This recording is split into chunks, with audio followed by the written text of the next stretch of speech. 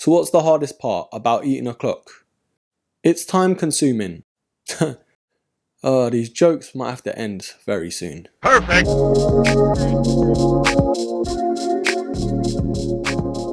So there's been so many fire Nike and Undercover collabs, but this might just be right up there. On today's episode, we are reviewing the Nike Air Force 1 Undercover.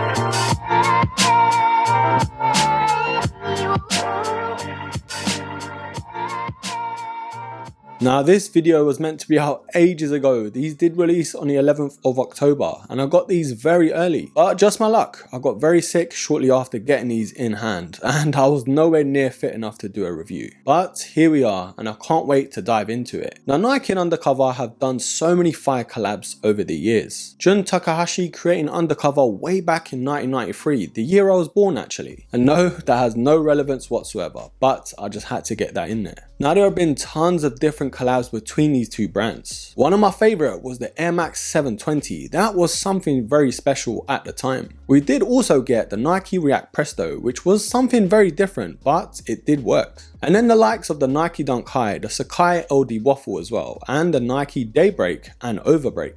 And these collabs have always stood out in my opinion. And it is always up to debate whether it is a good thing or not. But this Air Force 1 edition is something you might just need in the winter. I say that to say because there is Goretex on this shoe as well. And it's been on record that I do love a Goretex sneaker, especially with Nike. I mean, you can't really go wrong in the winter. The waterproofing is something very special from Goretex. I've never had any complaints. And judging by the looks alone on this sneaker, it is a very well built and well rugged shoe. I mean, it's pretty hard to get an Air Force 1 wrong in the first place. But with all that aside, I did get the triple white pair and the black and white pair too. I was going to go for that third colorway too, which is absolutely fire. It's defo got those ACG vibes to it. But in the end, I went for yin and yang and I got the black and white pair. But anyways, I've held you for too long. Let's look at the box. Now, I can't lie, the black and white Nike box has such a great spin on it. It's great to see some Undercover branding on this Nike box as well. Of course, having that Nike logo slapped on top of the lid and the Undercover Jun Takahashi branding on the sides. We also have a sprinkle of Goretex branding here too. Now, starting off with the white pair, on the product sticker itself, it does say Nike Air Force 1 Low Special Project, and then it says UC, which does of course stand for Undercover. But this official colorway though does say white, white,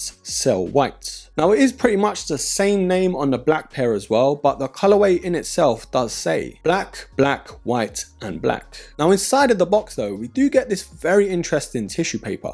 I'm not really too sure what the inspiration behind the paper is, but it does look super cool. It's borderline creepy though, I can't lie to you. Right, so with the box and the goodies out of the way, now's the time to talk about the sizing and see how these fit. Now technically this shoe kind of being like a mid Air Force 1, it kind of fits a little different. Although in terms of sizing though, I did go one size down and I normally do that in most Air Force 1s. Sometimes half a size, sometimes a full size. But this one, going a full size down, you'll have no issues in my opinion. But whatever you go with in an Air Force 1, I'd say stick to that. The thing that does fit a little different though is of course that neoprene material around the ankle. It's not the most comfiest fit because there are some panels on the shoe that I will talk about, but I've always been a fan of that neoprene sock like feature, so I don't have any complaints there, but the fit is a little different. So retailing at £145 here in the UK, is it really worth that money? Well, let's take an up close and personal look to see. Now starting off with the white pair, which I believe is the most wearable and the most popular. I can't lie, the material on this pair is something very special. If anyone got those color of the month Air Force 1s, then you defo see the resemblance here. It's defo not as soft as that pair though, but it has that sort of vibe to it in terms of the leather. But overall though, it's pretty standard here in terms of the upper with the Air Force 1. I mean, we've got the Goretex branding towards the lateral side on the shoe. We do have that thicker cut though around the toe box. And then that lace lace tab towards the bottom, on both shoes they actually say different things. On the right shoe it says balance, and then the left shoe it says chaos, and that's the same for both colorways. Now in terms of lacing, the white pair of course only comes with white laces. Now the tongue in itself is actually merged into this neoprene material, so it defo has that sort of Presto / Huarache vibe. Now on the rubber tag though, it does say Nike and Undercover with the Undercover logo there, and of course balance and chaos. That panel there just screams Huarache all day long. Now this neoprene material on the white pair is going to be a nightmare to keep clean. I can see these staining very easily. But in terms of how they feel on foot, it's defo a bit harder to get on than your regular Air Force One, but once they're on, they do fit nice and secure. But inside of the shoe though, we do have that Goretex lining to make you feel that more secure with the waterproofing. The insole here is of course white with the Nike and Undercover branding in black. But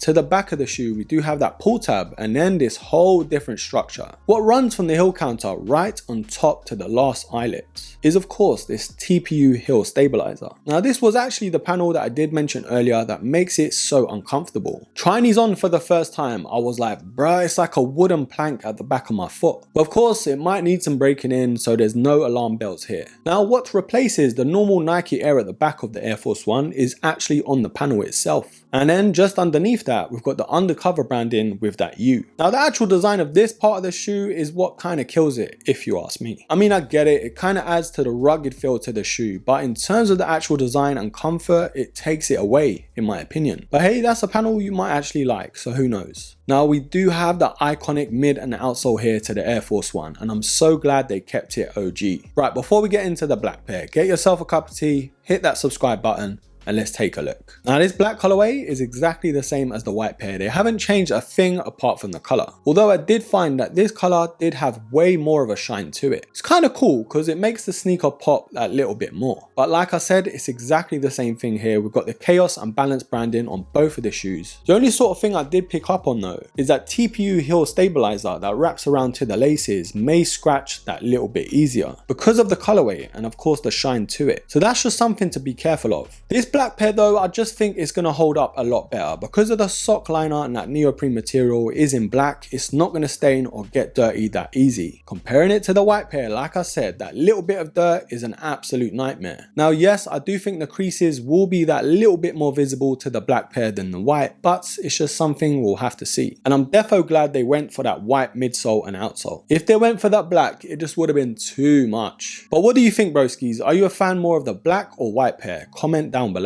So something very different to your traditional Air Force One, but I think that Undercover and Nike defo pulled it off. But for £145, let's decide together whether these are a buy or a buy. Now even the regular Air Force One has gone up in price, so for this to retail at £145, I can't really complain too much. Now yes, it is still an Air Force One at the end of the day, but having Goretex in it and Undercover as well, I mean it's not that bad in terms of the price. And like I've said, wearing these as your winter beater, you can't really go wrong. I mean yes, there's always going to be better options out there. The Nike ACG line are always going to be top tier in my opinion. But if you wanted something subtle and as true to the OG Air Force One as possible, alongside having those hints of a collab, then this one might tickle your fancy. Now the only couple things I didn't like that I will mention is of course the uncomfortable feeling towards the back on the heel counter. Honestly, slipping these on for the first time, I was like, bruh, what is going on? Now I did also notice this does weigh that little bit more to your regular Air Force One. They do feel a lot heavier, but nothing too unbearable. Also that sock-like feature to the ankle, I mean you're either gonna like it or you're not. If you've never been a fan of the Prestos or the Huaraches, then I would steer clear. For me, I'm a big fan of those shoes, so I'm always going to like that feature. But this collaboration was defo worth taking a look at. I am indeed going to give the Air Force One Undercover an absolute buy. But broskies, let me know down below what you think. Was this a collaboration that needed to happen on this Air Force One? Or should this have been left alone? Comment down below and I will pin the best comments. Anyways broskies, thank you for your time. Thank you for watching. Don't forget to hit me up on IG as well because I'm most active over there. And don't forget to hit the subscribe button, like, comment and share. And of course, until the next episode, take care.